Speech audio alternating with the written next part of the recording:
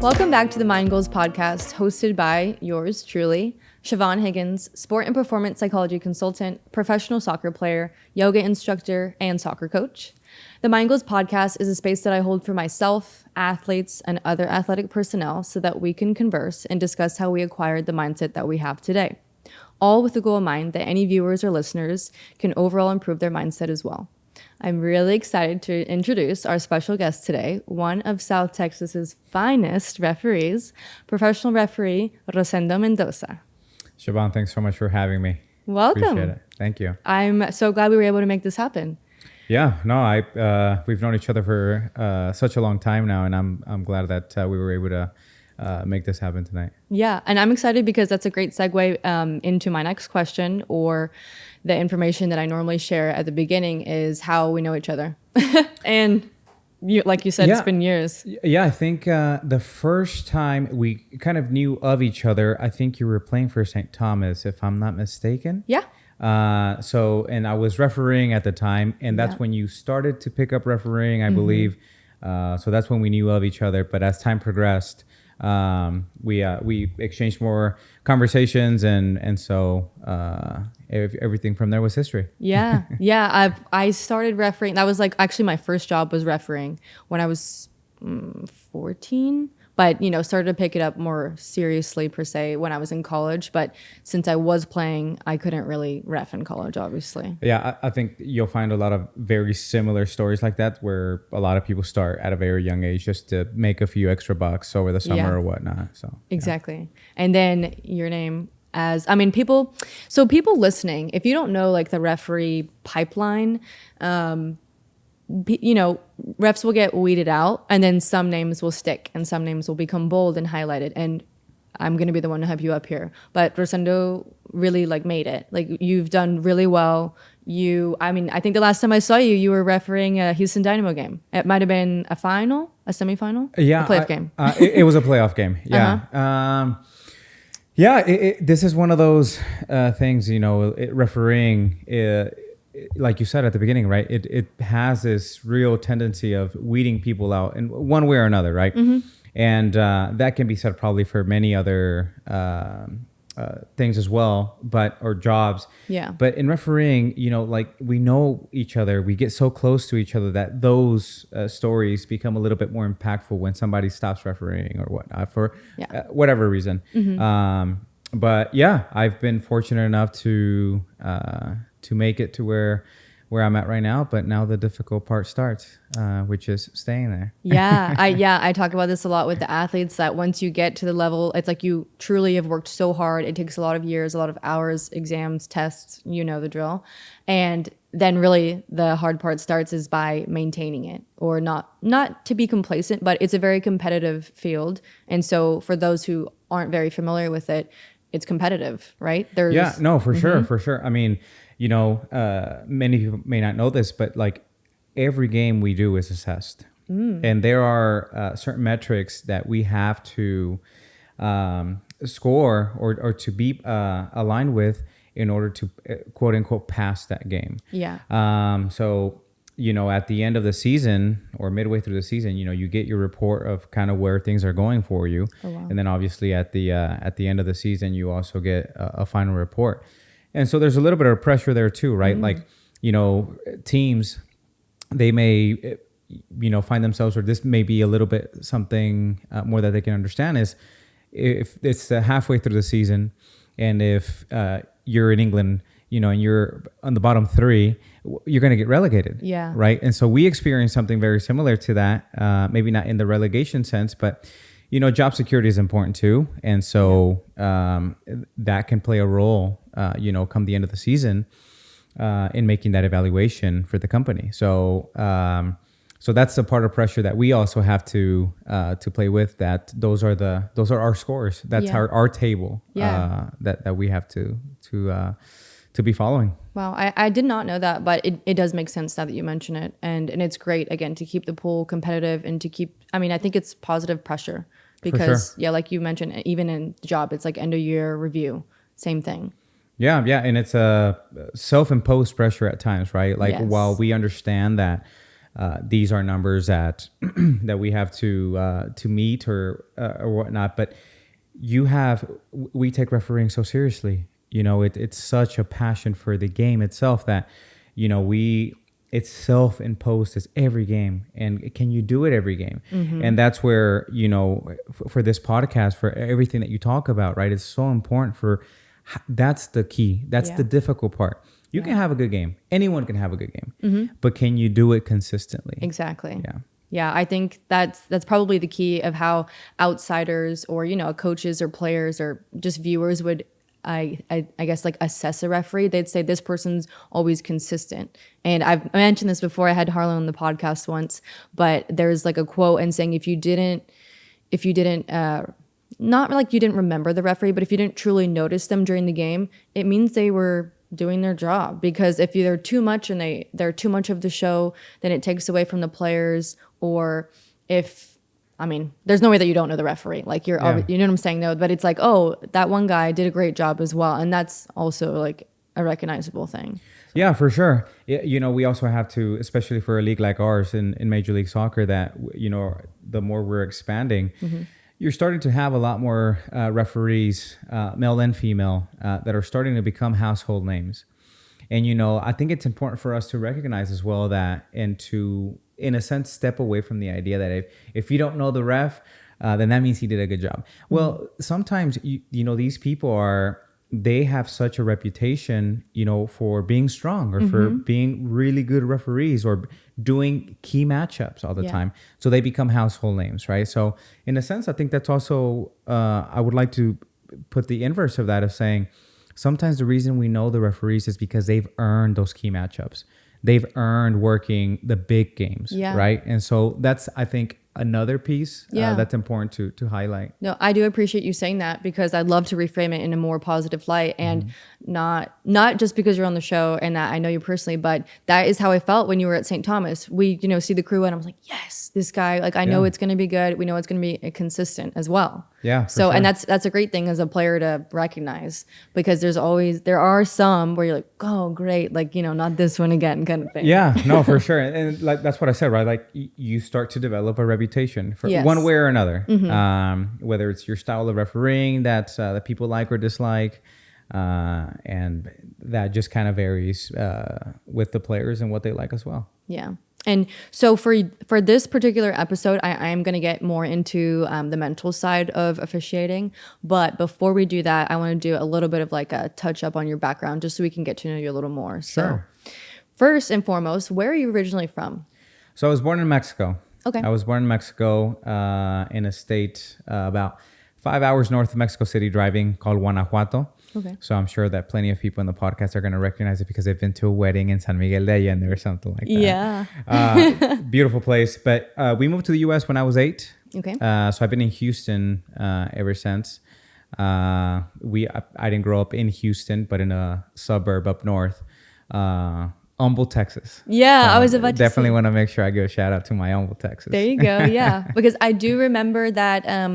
I think maybe in the 2017 time, if this is correct, that you were coaching soccer at your high school. Yeah. So after graduating, for me, that program, attending Humble High School high school was a tough period of my life. But I felt like I was in a safe haven every time I went to the school. And so that program, feeling that security when I was there, stayed with me for a very long time. So before graduating, I made myself a promise that I would return to the high school. So I went to college, got my degree, and as soon as I graduated, I went back and got a job there, and I taught there and coached for 5 years. Wow. Okay. So yeah, that was an incredible part of my life. It's incredibly fulfilling on the human side. So yeah, that was super cool to experience that. Yeah, I bet. That's always not always a dream, but for me, that would have been great. And I still have possible aspirations to go back to my high school, kind of to give back, but it's like a full circle moment as well. For sure. Yeah. Yeah. You want to, and your hope is to give back to those kids and that they feel what you felt when you were there. Yes. So that was kind of my hope. So I hope that to some of those players, they feel that way. Awesome. And then you mentioned you went to college and got your degree. Where did you attend university, and what was your degree in? So first I went, I got a soccer scholarship to play at a small school in Champaign, Illinois, Parkland College. So I was up there for a year. And when I came back home, that's really when I seriously picked up refereeing. Okay. I felt that at that time I had given everything I had to give from the playing sense. Mm-hmm. So when I came back here, then I went to the University of Houston. So I was there. I majored in history with a minor in poli-sci. Wow. And then became a geography teacher. There you go. Yeah. Cool. I didn't know that. Yeah. It was. I loved my time at U of H. It was perfect for where I was at in my life, and it provided everything I needed for my education. And so that was a good time there. Awesome. Yeah. Good for you. You're just a teacher of life while being a student, but it's nice to be a teacher as well. Yeah, well, the other sense too is like I always talked about this with colleagues, and it was, we often talk about, especially in a high school like Humboldt, where it's very low socioeconomic area. We often talk about how much the kids need their teacher, and that's true. Nothing to be taken from that, but so many times when I was there, and as I've looked back, there are oftentimes that the teachers need those kids. Yeah. And I mean, I can't tell you enough how much I was maybe having a rough day, or something was happening in my personal life that I just was not happy with or whatever. Those kids fulfilled so many of those voids that I felt elsewhere. And that was, I mean, I reflected a lot upon those times of like, and that's when I knew that I loved coaching. Yep. I loved teaching, just because it was incredibly fulfilling on the human side. Yeah, I definitely resonate with that. I'm not a teacher, but I coach, and I'm a yoga instructor as well. So you are a teacher. Well, yeah, okay, fine. I am. Yeah, there's so much parallel with them. But whenever I understand, because sometimes you kind of like forget why you love it, and then you have your day and it's whatever's going on. You have so many things happening, and then you go to coach, or I go to teach, and it's like, wow, okay, this is why I love it. Yeah. And they do give back. So yeah, sure. I do find it's definitely like a two-way relationship, and and it's beautiful that even like for me, when I coach younger kids, like they don't know that they're doing that for me, but like they really brighten my day. Yeah, for sure. Yeah, I agreed. I mean, they really will test your patience, but they'll make you laugh. Tell me about it. I taught freshmen in high school. I was about to say. I know, and now our like poor teachers, because Humble is an Humble IC or Humble IC. Yeah, okay, gotcha. Yeah, I mean, it's tough out there for our teachers, especially after the pandemic. Yeah, no, I have so much respect for the profession. Obviously, I hope that one day, as it is fulfilling on the human side, it can also be fulfilling in a professional sense of from a monetary standpoint. Yeah. Because that role is incredibly important in for society, really. Yeah, it definitely. I mean, if you think about it, like you probably already have run through this, but teachers are such a big part of a kid's developmental years. And like you mentioned, sometimes even at home, they don't have that parent figure. The teacher or coach is like a parent figure. They're mentors. And that we have such a big impact on people. No, for sure. This is one of those moments where I've told this story multiple times, and I'll never stop telling it, just because it's truly, it made me truly reflect on how important my role was at that time as a teacher and as a coach. I had a tradition every year that prior to our first game, we would drive to the stadium or whatever. This time we were going to Conroe. So I had a tradition that we would park the bus. I would tell every single kid to take out their phone and to call somebody, whoever that may have been, right? And to just say thank you. Whether that be mom and dad or whoever their guardian was, whatever. But whoever it was, just to say thank you for allowing them to be there, for allowing them to make that moment possible of them playing soccer for school. Because, not everybody gets to do that. Yeah. And so, I had just hung up with my mom because I wanted to emulate what I was asking them to do. And so I had just hung up. And as soon as I hung up, my phone starts ringing. Oh no! And someone on the bus called you. And one of the players on the bus was calling me, and to say thank you. I And so I was, I mean, it was incredibly difficult to stay composed at the time, but it was a beautiful moment because you're like, this is how important your role is to these kids. This is how important you are to these kids. Yeah. And so in those rough days, right, in those rough moments, then you go back to that story and you need to be present for them. Exactly. And so that was just like one of those stories that has stuck with me for the longest time. And I always love telling it because I love to highlight how important teachers and coaches are to our kids. Yeah. And thank you. That is so beautiful. And for me, I don't know if that happened to me, I'd think I'd cry.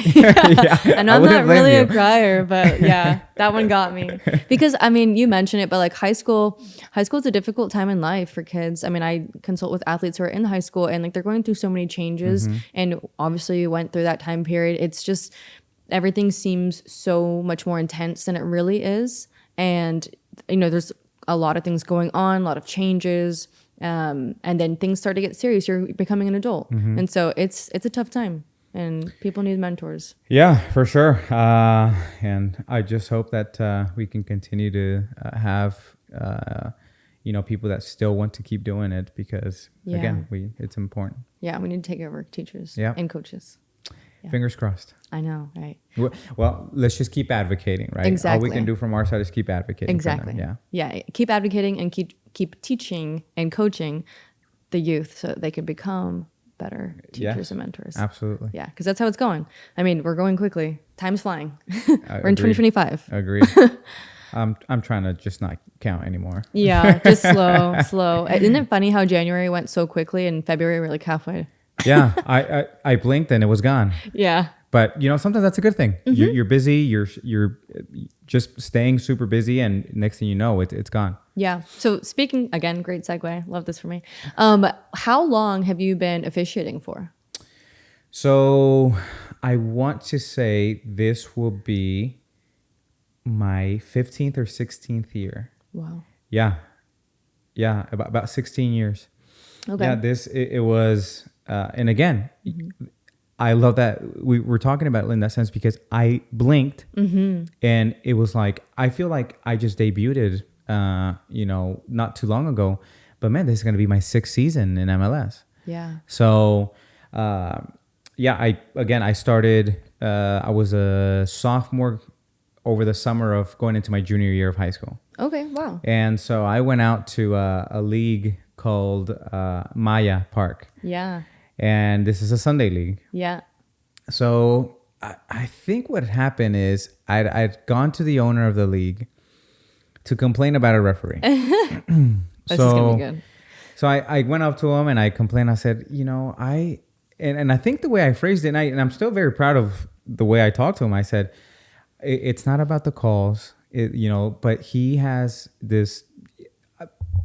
I wasn't happy with the referee's approach for this game, right? And I think he had a kind of a tendency of doing these things. So I just, I went to complain to the owner, and the owner says, well, he kind of got offended by it. So he said, well, if you think you can do a better job, why don't you come next Sunday? And so me being, you're young and you're brash, and I told him what time. So he says, show up right here. And here's the worst part. He gives me like the earliest time slot. So it's an 8 a.m. kick. And so he says, be here at 8 a.m. Okay. So I said, okay, sounds good. We'll see you here at 8 a.m. And that actually worked out perfect because I was playing that day, but at noon. So that gave me enough time to do this game. So I went and did but I needed a ride to this game. Yeah. So my best buddy, Lucas, he was already refereeing. Him and his brother were already refereeing. Okay. But Lucas wears a different size than I do for gear. So, but he lets me borrow some shorts, and I found socks and a big old jersey. Yeah. And so I went out there. I refereed, and I still have like some snippets of that game. And just how awful I was. And like this giant yellow, yes, I'm assuming. Yes, I'm sure. I wish somebody had been recording that because I would look back at that and be like, that was awful. Truly, truly terrible. But, but that's the thing. I was allowed to start. And even for me, in a place like Maya Park, where it's not your most friendly place to start to become a referee, Yeah. you know.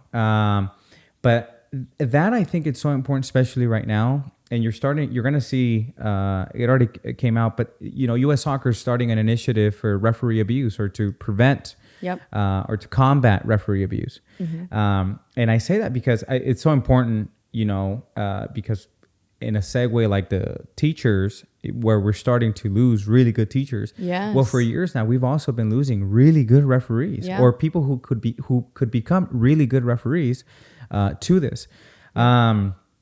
So for me, it was so important that I was allowed to start. And even if, you know, I was a 16-year-old kid, and I'm sure that even for a Sunday league, I'm sure some of these players had some grace, like, you know, younger kid, kind of ease off a little bit. And so that was important for me in my formation, and for me to try and to look awful, you know, to make those mistakes at the beginning, where then you start to pick up on things, because it's like any job. Yeah. You know, somebody's that works a 9 to 5 and they make a couple of errors on whatever it is. Well, but their boss doesn't go over every day, every minute, and just shouts in their ear and berate them. Yeah. Well, at least not the good bosses, right? But like that's the difference, that, you know, you have to be allowed to grow. Yeah. So that was my experience of when I started refereeing. Funny. Yeah. That's funny because I as a coach, or even really, what is it? It's as a player too, like I had a different perspective because I kind of started playing around the same time that I started reffing. So I was learning both at the same time. So it was good for me and my player development as a soccer player to know the laws of the game. Sure. And to have more respect for the referees. But, you know, with that being said, I wasn't always a saint. Like, I have my fair share of bookings. I talk a lot. But now, being in the field that I am in, there is such a need for the mental health of, like, to improve the mental health of a referee, because first of all, referees are athletes, and people don't realize that until you actually put on a jersey or take the course and you go out there and you're thinking, holy cow, the first time for me, I was like, I think I ran more than I did in my actual soccer game. Yeah. Like, you know, and it's hard. And the point that I was getting to is that you not only are you an athlete, you're an athlete under immense pressure, because soccer's a team sport, and referee, yes, there are teams, like I would say team of 4 now, they're quite more now. But for the most part, sometimes it's just 1 whenever you're starting, or sometimes just 3. And then you feel more pressure as the center referee, because you're making all the decisions, you're under scrutiny, you're literally in the spotlight, and you're having to make decisions quickly. For sure. Yeah, you know, in terms of as a player, you know, you think about, it's like, if you make a mistake in the defensive third, right, there's a higher probability that is going to go on the scoreboard, right? Yeah. Or something negative towards your team is going to happen. Yep. Well, for us, we have 2 defensive thirds, right? So every penalty area, you can't make a mistake there. You can't. And in the middle of the field, like, there are still things that can happen there for a referee in terms of the formation of the play and reading the play, that a mistake often starts there.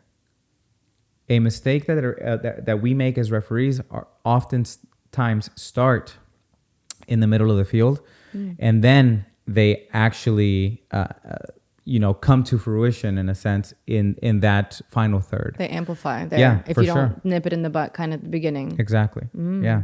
Okay, so it's almost like, to what my understanding, it seems like the way that you learn now is to be preventative, so that things don't explode, because there could be royal mess ups. Yeah, and you know, you were talking about how you were playing at first, and then you started refereeing. But when you mesh those two things together, sometimes, like, you start to appreciate how to read a certain play. Yes. You know, you can anticipate when this ball is going to go over the top. And so that's what I mean, in the sense that if you don't read that, then this ball goes over the top, and now you're having to play catch up. Oh, yeah. Now your mistake started in the middle. Yeah. And so by the time you get or somewhere near that play, it may be too late. Yeah. And so that's what I sort of mean by when, you know, your mistake usually starts somewhere else. but it ends up being magnified in another part of the field. Yep. But yeah, but definitely tying those two things together of having that playing experience or understanding the game, Yeah. the tactics of it sometimes can certainly play a role to aiding a referee and in getting more decisions correct. Correct. Yeah, I would agree as well, because it's very. I don't know many referees who start officiating and then didn't have any sort of like playing experience. Yeah, right? most of our guys and our girls in pro right now, they played at some point in their life, so that they've got that background. I know some of them have coached as well. Oh yeah. Yep. So that obviously adds another layer that can definitely help. Definitely. Yeah. Well-rounded football lover. Yeah, for sure. Yeah, Yeah. you've got to. Yeah. You've got to love it. Yeah. Yeah. And I will ask you more about, because this show will be aired the day before Valentine's Day. Yeah. So for everyone, happy Valentine's Day tomorrow. But I'm going to ask you some questions around passion or love for the sport. Yeah. But a little bit later. So right now, I'm going to get into some performance questions and really how you handle pressure, and all really with the goal in mind that I'm sure you'll have a lot of referees listening, really eager to get some insight from you, but just to learn from one of the best to do it. Let me start with toughness, like mental toughness in high pressure situations is going to be topic. So how do you manage the emotional highs and lows during a match, especially when the decisions are contested? So you personally, how do you manage your own emotional highs and lows? Because I think for me, I'm not a referee anymore, but I've had some times where I've been stumped and, it makes you emotional, but it's more of like a fight or flight situation and you have to make decisions within seconds. Yeah. So yeah, for you, how did you like self-regulate, or how do you manage them? Yeah. Refereeing is one of those jobs that a lot of people, again, don't understand the amount of self-imposed pressure that we also feel, right? So you obviously have the stadium, it's your job, you have the players, and that is, but then you also have yourself. And there is almost this expectation for us to be perfect. Yeah. But the one thing that I learned that has helped me a lot, I want to say this was around 2018 or 2019. We were at preseason camp in LA.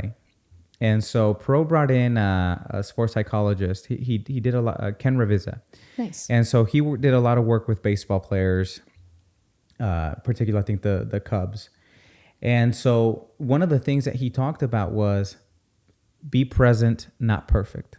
I love that. I'm putting that in my pocket. Yeah, and it was I needed to hear that. I needed to hear that, because if you are present in, like, yes, there are all these external factors that are adding pressure. But if you are just present in the moment, in what you're experiencing, I'll tell you, I often don't hear the crowd. Yeah. That player that comes in and shouts, because I'm so present and I'm able to regulate myself and say, okay, now I can pull this player aside. Let's have a one-on-one conversation. And that more often than not calms the situation down. But after he said that, it really resonated with me of, oftentimes we can be thinking about something else, or we can be sucked into the noise of the crowd or a certain player that's really aggravating. And so for me, being present, was also a reminder to regulate just depending on the situation. And there was another piece that stuck with me about what from that speech that he gave that day, is we all need a reset button. Yes. And so, this was around the time of VAR already. Okay. But especially now, after you go to review, right? You're like, you made a mistake, right? And so you need to find a way to reset, to move forward. So he said, oftentimes what people don't see is that when a baseball player takes a long time, now it's different because they have a pitch clock, but at the time they would take forever. And these guys would take their hat off, they would wipe the sweat off their forehead, and, they'd fix their shirt. And he said, oftentimes people don't realize those are resets. Uh-huh. They step off the mound and they're resetting themselves. Mm-hmm. So he said, you've got to ask yourself as a referee, what does a reset button look like for you? And it can be something physical you do. It can be something mental you do. And so to me, what I started doing, and it was almost like I would just give myself a little pat on the thigh. Mm-hmm. I would just go, okay, here. Yeah. Let's go. Yeah. And on to the next one. Yep.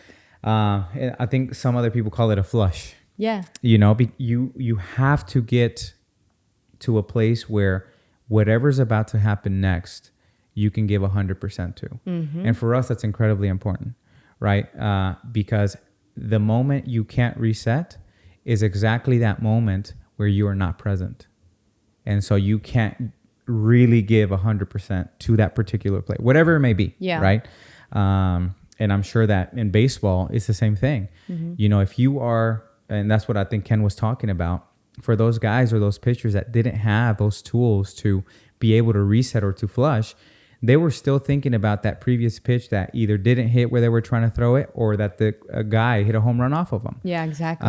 So hitting that reset button, I think for me, and being present has been incredibly impactful. That was honestly, that's such a good response, because that, like what you said, is what I try to teach athletes as well. And I had to learn it myself as a player. I had to find my own reset button. And mine for me was maybe like I had a hair tie, and as soon as something like I messed up or I was getting in my head, I switch it to the other side. Yeah. You can't really wear jewelry now, but you know, you can find something like a headband. Oh, you're lucky I wasn't refereeing that game. They're like, fine, I'll just put like extra one in my ponytail. But you know, it ended up being something for me, like a reset was like a phrase that I would just repeat to myself. Yeah. It could be something physical, like you mentioned, like a little tap, a little like snap, like a clap, whatever, rub of your hands, look over at someone, check around. But I love it. It's such a good reset to stay present, because that way you can stay focused and then more particularly move on to the next moment and be fully there for it. For sure. And just to kind of highlight, like, that looks different for everybody. Exactly. Right? Like, you can do your own thing, whatever works for you, but the fact that you are starting to at least explore how to reset or how to give your best to the next important moment, I think can make a tremendous impact for athletes, for, you know, a lot of people that are in high pressure situations quickly. Yeah. Good. No, that's awesome. And you're so right, because it's not like a one size fits all. So I would, you know, recommend for anyone, whether you're a referee or just an athlete, to find what works for you, test them out, because there's a lot of different options. Yeah, for sure. Yeah. Okay. Next question, going into more of like the managing stress and conflict, but obviously referees are at the center of managing conflict between teams and players. How do you maintain emotional control from teams, players, and coaches while kind of being the target for that? Like, the word I want to use is the anger might not be targeted towards you. It might be from player to player, and you're truly physically diffusing conflict. Yeah. How do you do that?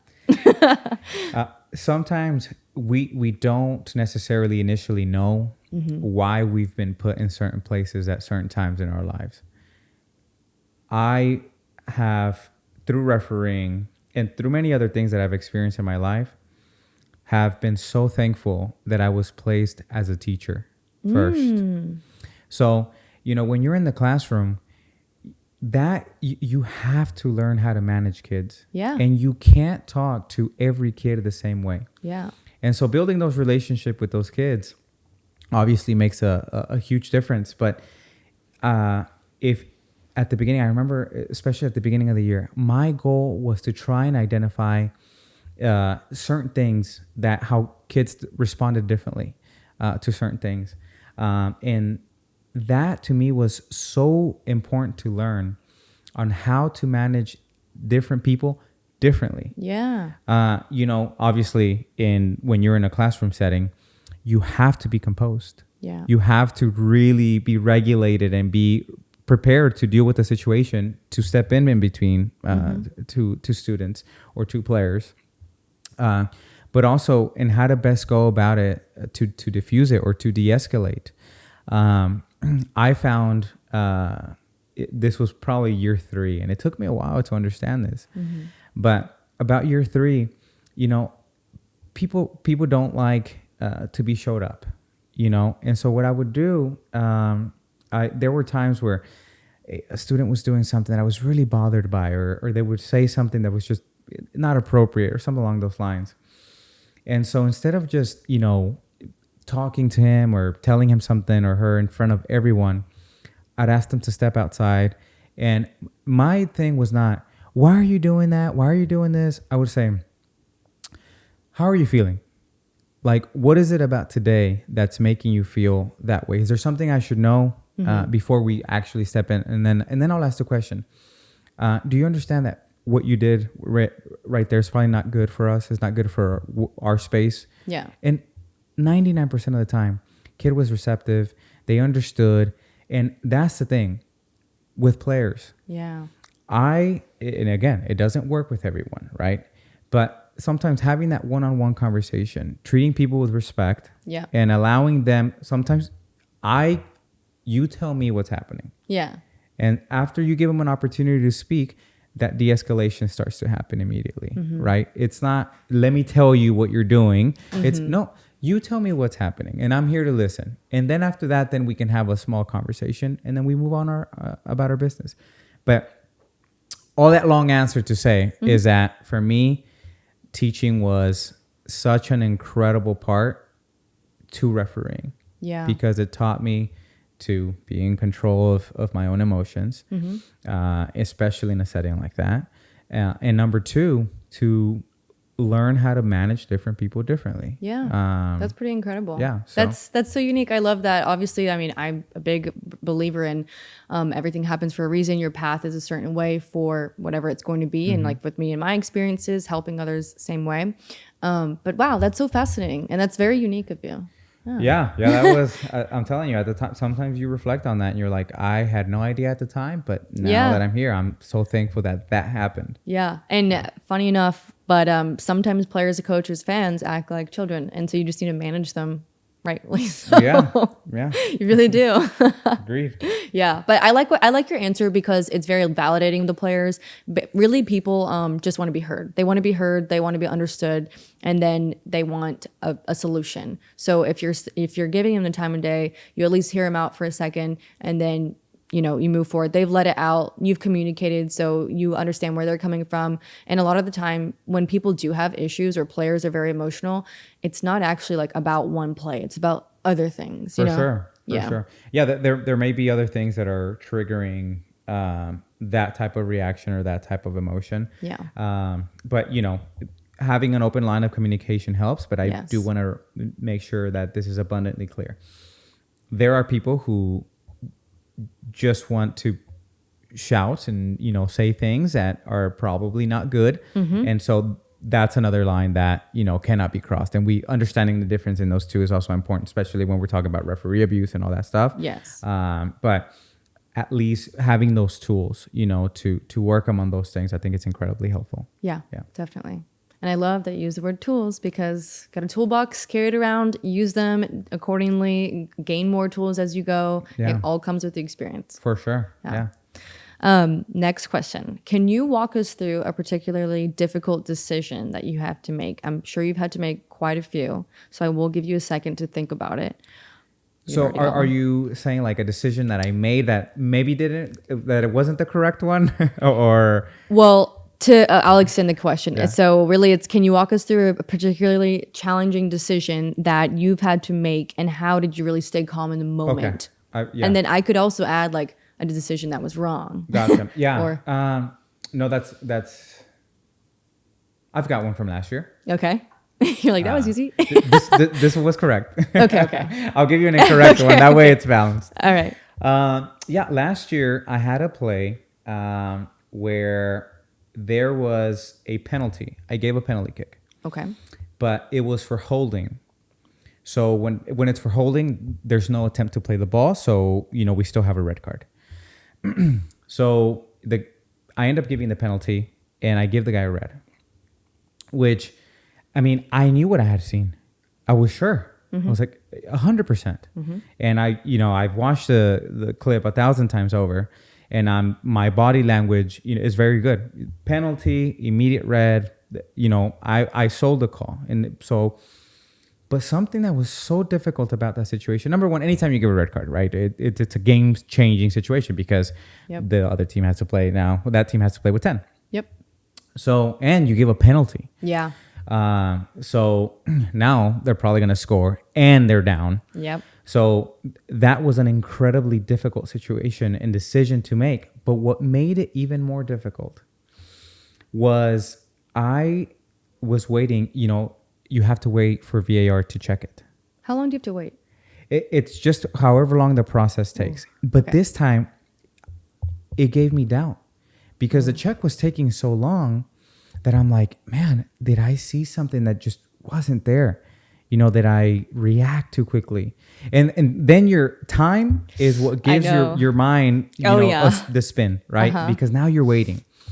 And now the players also get antsy. And they're like, what's happening? Oh, if they're checking it too long, there might be an error. Yeah. And so that's where you start dealing with a little bit of dissent or whatnot. But what a lot of people don't understand is that there are a lot of things that you have to check sometimes that lead up to a penalty, right? That initial through ball was a guy offside. So you've got to check that. And then that one, there was a couple of things that they needed to check prior to the actual penalty.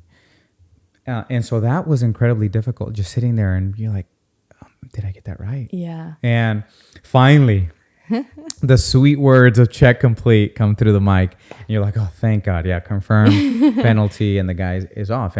But I look back at that moment and I think that more than anything, while, I got it correct and it was the correct decision, it was such a good learning moment for me of that continuation of your initial instinct of saying, like in that body language, to keep telling the players, hold on, we're checking it. It'll get checked, but to still remain strong with what you saw at the beginning, right? That doesn't mean you're not going to go, to the VAR, but it just in that moment you command respect as well, and you're working. You have to work, so they have to give you a little bit of space to do that. But yeah, that moment will probably stick for me for a long time because. Because you were so sure, and then you just had a little bit of wave of, did I miss something? Exactly. And then you're racing. Also, my question to that is, how long, since you mentioned you watched it, how long of a wait was it? I don't have the exact time, but it felt like 10 hours. I know, that's what I was going to say. It felt like 10 hours. It might have been like a minute and a half. But to us, that's, when you're just, sitting there waiting, to tell the guy that he can take the penalty. Yeah. That's a very long time. Yeah. And so yeah, but that was one of those moments for sure. Okay. Yeah. Hit me with a bad moment. Sure. If you will. and what's crazy about that, and I think most referees will tell you this, we remember the bad moments more than we'll ever remember a good call. I think that's normal. And so, oh, thank God. It's expected. It's validated. It's true. Even players, they'll remember all the mistakes, and I mean, more specifically goalies, since we're on the soccer topic, they'll remember that they let in a goal, but did you remember you just made 10 saves? It could have been... No, nobody remembers that. Yeah. Nobody remembers that. But there was a play, I want to say this is 2022, somewhere around there. Okay. There was a free kick at midfield, and so the ball ends up getting... It rolls backward. So the attacking team is now taking this free kick deeper into their half than where the free kick actually happened. Okay. So the free kick was originally around midfield. Okay. But the ball went back, I want to say 15 yards. Okay. For whatever reason, and they took it, like this guy takes the quick free kick, right? But he pings this ball across the field. Where normally, especially even if it's a throw-in. Yeah. In the throw-in, it's not taken exactly where it went out, but like 5-10 yards. But if it's a negative ball, we tend to give a little bit more leniency to it. I'm not saying it's correct. I'm just saying that that's kind of a tendency. Yeah. So, because it's safer, right? It's not an attacking, the team that's defending, it's not surprised by this. Yeah. So this was a ball that was in their defensive half. But he plays this masterful ball. Incredible. I mean, that guy can hit that ball 100 more times, 1,000 if you want. He won't hit the same one. Like, he'll probably hit it one more time. Oh, man. But that was the time he hit it. Uh-huh. So he puts this ball across. Guy takes a touch, puts it across. They score. And the other team's furious with me, because the free kick wasn't the free kick was not taken where it was supposed to be taken, right? But it was so far back that I was like, it's fine. Yeah. I should have never let that happen. That's the truth. Why is that though? And wait, so because I feel like I've never had a situation like that. Yeah, I mean, because see, the thing is, if they don't score, nobody talks about it. Right. But they scored. And so like, wait, actually, it was over here. It was closer. Oh, for sure. Or is it like, was it just further back or was it further left or right? No, or no, both? it's just further back. Really? It was just further back. But the amount of distance that it was back, it was considerable, right? It was significant. Oh, wow. But I mean, it added more yards to where he had to kick the ball. But okay. Now you become a talking point. Yeah. Now you become a part of a headline, right? And for us, that's the worst thing. For us, that's the worst. Yeah, thing. bad publicity is not. No, any publicity is not good publicity. In this sense, except a good podcast. Okay. But yeah, for us, so that happened, and here's a really good thing that aligns itself well with the mental component that we've been chatting about tonight. That happened in the first half. Okay. So now I go into the locker room. Okay, good, actually, right? No, I think it's terrible. Okay. I think it's terrible. Wait, because I do have a few questions for this scenario. I'm personally thinking great because it could be fixed at halftime, but also not great because you could be scolded at halftime. Yeah, there was something that along those lines that happened, but you can't fix it. Right. It's done. For a team, like if you're coaching, right, and you let in a silly goal or you've been dominating the half and that one shot that the team had, they put it in, and now you're going into half 0-0 down. Mm-hmm. It's fixable, right? There's something you can still come back from. Yes. For us, that's not the case. Right. You can't come back from that. Like you've already made this huge error that then that's when the tool came in as well of just be present. Mm-hmm. Just be present and reset for the next one, because you've got a whole nother 45 plus that you've got to deal with now. And if you're not present, you're going to have another one just like that. And it's going to happen not once, but twice or more. And so for us, that right there is incredibly difficult, to deal with those things of acceptance. You've just made a massive error and it's gone on the scoreboard and you've affected the score. That to us is crushing. But again, if you don't reset, it will happen again. It will come. There are streaks in referee, just like teams have, where players have, right? Oh, yeah. But there are streaks where errors just seem to want to find you. Yeah.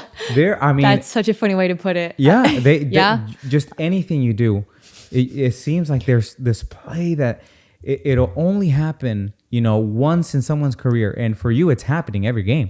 Yeah. And so that mental part of it as well is so important to learn how to deal with those things. Yeah. And that can be crushing. It truly can. Yeah. I think a good tool in that situation, because you're right that I would want to tell somebody that you can move forward from it, but the truth is that the mistake has been done. We can't change anything about it. Again, what you can change is how you move forward. Right. But in that situation at halftime, it would be more of an acceptance. It would be like a mindfulness practice. It would be accepting you messed up. Yeah. And you got to let it go. Yeah. Got to let it go. Yeah. And that right there is the key to having a long career, I think. Because if you hold on for him too long, you becomes. Refereeing is a thing of confidence. Yeah. And I'll tell you, that year, that play I felt like it plagued me for a bit. It really brought me down. And now you're not present. You're on the next game. You're thinking, oh boy, here we go. Here comes another one. Yeah. And you get a little bit of anxiety about it because you're anticipating the potential of it happening. Exactly. And then, Yeah. It's common. It's common in athletes. I hope maybe you find some comfort in knowing that a lot of people do experience it, but that you know and you've been able to rebuild the confidence. For right? sure. No, Yeah. I think, and that's I think what's beautiful about sports psychology too is like there are so many parallels. Even though like yeah, I'm not running around touching a ball or making passes or making saves, but there are so many parallels in between players and referees of the mental component of things and how to Definitely. deal with errors, with the highs and the lows. Yeah. That is, we need to have more dialogue in between the parallels of the both of us, because I think there's a lot of help that can benefit both of our worlds. Yes, Yeah. definitely. I think I do have a few more questions really about the topic of confidence, and so that you could give advice to other referees as well. But in terms of confidence, how do you mentally prepare for the next game? And how did you, I guess in your situation, since you have experienced it, how did you learn to regain your confidence after making big errors? Yeah. You have to rely so deeply on your training. Good. I thought about, when I was coaching, I would tell my kids, and the way I would coach is we would put in the work.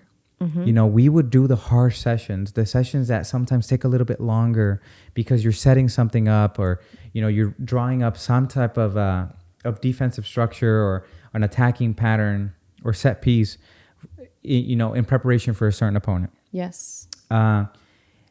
You have to be sure that during the week you put in the work so that you're so confident that whatever comes, you're going to be able to deal with it. Yep. And the way specifically how that looks like for me, it's the physical part is incredibly important, of truly hitting it hard during the week to prepare yourself. Because, you got to think about it. For us, sometimes we go game on Saturday. Yep. And then there's a game on Wednesday. And then there's sometimes, these are rare, but there's a possibility you might have another one on a Saturday. So the load that takes on you physically, but also, mentally is a lot. It's a lot to ask for. Again, those are rare. By the third game, sometimes you're getting a fourth official or VAR. But when you do have those, that preparation has to be so incredible. And the second piece to that is more the tactical component of it, right? I always, when I'm not this incredible data guy of like, how many goals have this team scored or whatever, but something I look for a couple of things when I'm preparing myself tactically for a game. Tendencies. Yep. Right? What are some tendencies of these teams? Personnel. In order to understand those tendencies, that comes with the personnel that these teams have. And number 3 is cues. So personnel, tendencies, and cues. Because you may know a player. You may know exactly what it is that he does or what he is known for. But if there is not something in you mentally that triggers you how to move or how to respond to that, you will miss it.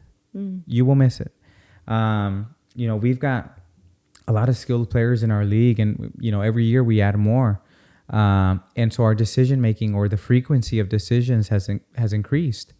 And so for us to be sharp, like constantly, is part of that preparation.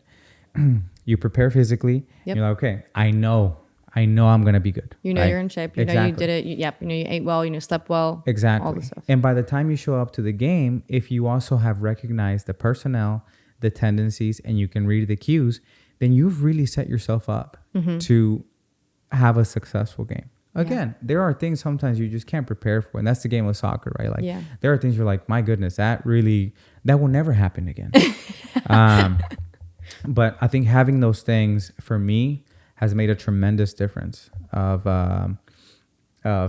really giving myself the best chance to have a good match, a good performance. I'll give you one more, just because last year I felt that this, and I've shared this with him, but we recently added another manager from Brazil, Sandro Ricci, and his whole thing is about total refereeing. you know, and of something that he said that I needed to hear. Ooh. He said, we need to go back to the days where the referee was the referee, right? And, you know, and I identified to that comment, or because I was putting too much on my ARs. You know, a lot of decisions that, you know, should be the referees. It's my responsibility. I should be fighting for that angle to get that decision correct or take ownership of that. That's not to say that, you know, the way I pitched it to my ARs was, you know, it's not that I am not telling you not to talk during the game. Yeah. But it's to say I am just not as good at filtering out information in the moment. Yeah, so, fair. Hearing him say that reminded me of when I was refereeing in the Sunday leagues. There were no ARs. Yeah. I had to get there. Yeah. I had to fight for that decision. And so that has made a tremendous impact of me, of like saying, I'm going to try and get it. Yeah. I'm going to try and fight for that angle. I'm going to try and make that run or get that cue or recognize that personnel so that I can get that decision correct. But, you know, what a lot of people don't recognize as well is sometimes the greatness truly that ARs also add to our game. I can tell you plenty of times where they've made me look like a hero, but the decision's been theirs. Yeah. Right. Where I fought for the angle. Mm-hmm. I tried to run there, but I still couldn't find the perfect angle. They had the perfect angle, and, you know, they're brave enough to provide that information. So there is that component as well, right? Of that team aspect that we were discussing earlier. Yeah. But I do love that. I like that because it kind of goes back to, not back to the basics, but back to the origin of it, you know, back to the origin of officiating as well. Exactly. That's good. And I love the advice that you gave to build the confidence. It's really, it seems, or what I'm taking away is that you've prepared so much that you can rely on the preparation and the training. And so you're not even second guessing yourself. No, You come and you're prepared. everything else will take care of itself. Yeah. Yeah. Beautiful. Yeah. And then you talked a little bit about like the love of the game or passion for the game. And like I mentioned, Valentine's Day. So my question to you is, why do you love the game and why did you choose to officiate? Yeah. You know, earlier today I talked about fulfillment, right? And sometimes refereeing is for crazy people. And you've got, seriously. Yeah. Because, I mean, if you look at it from the outside, you're like, why would anybody want to do that? Who wants to put themselves through that? It will right? be, which is leading into my final question. But yes, just a foreshadow. Yeah. So, and the answer is, you have to love it. Mm-hmm. You have to love definitely. it. And there are, I mean, you know, I'll tell you, just it's changed my life. Refereeing has changed my life. You know, I've been able to do a lot of things and meet some incredible people that without refereeing, I would have never have had the opportunity to do so. And the thing with refereeing too is that, you know, it's allowed me to create what I know are lifelong friends. You know, that once you meet somebody's kids, one of your coworkers' kids, or you go over to their house for dinner, the fact that they invited you over, you know, that's huge. So, but that is also what's made me love the game even more, is that at the end of the day, whatever it is you do, if you don't make it about people, you're probably not doing it the right way. There's going to come a day where my body will no longer be able to go, where there will be no more games to referee. Yeah. And we're not going to be talking about, oh, you remember that, you know, one game in X city, whatever the word. No, we're not going to talk about that. We're going to talk about the moments we've shared probably in those cities, or that we did. But again, it's about people. So, everything that I've done through soccer and because of soccer has involved people. And, you know, I'm a social butterfly. So I've loved every second of that and getting to know people. So I would say, why do I love the game? Because of the people that it's allowed me to meet. Yeah, the people in the community and the places you travel, the memories that you make along the way. Sure. Yeah. Yeah. It's so incredible because another funny thing about, well, not funny, but you'll probably find this relatable, is that you travel so much. So you have to love traveling as well, because you are constantly on the go. And a lot of people don't realize that. I think outsiders don't know that wherever you get a referee for that city, they're not just local to the city. You fly everywhere. Yeah, no, I'm rarely here. Yeah, exactly. Rarely here. That's why it was a treat when I saw you. I said, let me zoom in. Yeah. What? I Yeah. I know this guy. Exactly. Celeb sighting. No, I think, look, there comes a point where when people ask me, oh, what do you do for a living? And I say, oh, this is what I do. And they're like, oh, do you get to travel and all that stuff? And I'm like, yeah, and I feel very thankful for that. Yeah. But that is still at the end of the day, it's a job. Yeah. Right. Like, I'm not going to Vacation. LA to, have a, Hollywood life or whatever, but it's a job. Right. Yeah. And so that is part of a commitment or part of the duties of that job. And, there towards the end of the season, you don't want to be within a 20-mile radius of the airport. You're so done. You want to be home. But don't you kind of live close to it? Or maybe not now, but not now. Okay. Yeah. Okay. But yeah, for me, the thing about it too is taking that step back sometimes where you're like, I get to do this. Yes. Having the gratitude. Exactly. Yeah. I get to do this. And, right now I am one of 30 people in the US and Canada doing this full time. Yeah. And that right there, I sometimes reflect on that. I'm like, I'm so thankful. I'm so lucky, to still be doing this, to have the ability to do this. And so, but again, the mental component too of dealing with travel and being away from home. Yeah. You have to also take care of yourself in that sense. Yeah. Yeah, definitely. Yeah. I do have a final question for you. Please. And then I normally leave the floor. So I'll ask you my question and then I give you the floor to recommend something, give somebody a shout out if you want that, or leave us with some advice or just a quote or something. But one question I do have for you, or maybe a phrase or something, convince me or tell anybody who's listening one good reason why they should become a referee. Yeah, I think one good reason is that you are going to be able to stay connected with the game that you love for a considerable amount of time. And sometimes, you can decide how long that is. And to me, I had a conversation just the other day with somebody who said, I wish I still did something with soccer, right? They have another job. They have a 9-to-5 and they're fans of the game. Yep. And when he said that, I was like, again, that moment of reflection, like, I'm so lucky to still be doing this. This is, at the end of the day, like, my full-time job it's a game. Yeah. Right? It's a lot more serious than in that sense, right? But it's still a game.